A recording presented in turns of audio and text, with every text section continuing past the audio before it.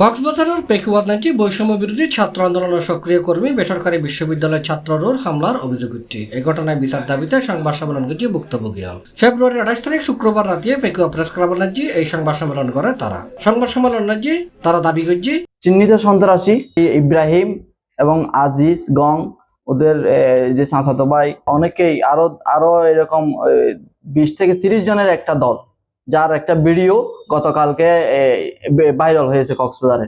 আমাকে হত্যার উদ্দেশ্যে ওরা খিস দিয়ে মাথায় কোপ মারার পাশে সময় আমি হাত লাগাই দিই, প্রতিহত করি। হাত দিয়ে প্রতিহত করার সময় আমার বাম হাতের আঙ্গুলের পুরো একটা জখম হয়, 7-8টা সেলাই করা হয়।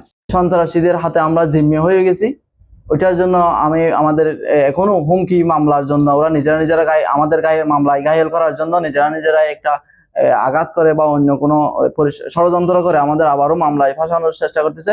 ওই হামলার 2-3 দিন আগে থেকে আমাকে পরিকল্পিত হামলা করবে বলে হুমকি দেয়।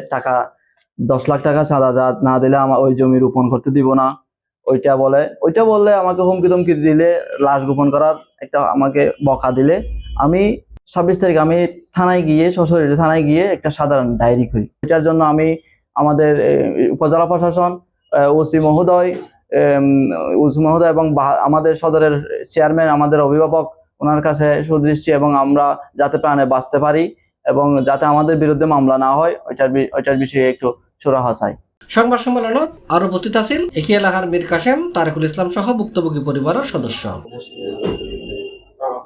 C+ TV, Chittagong.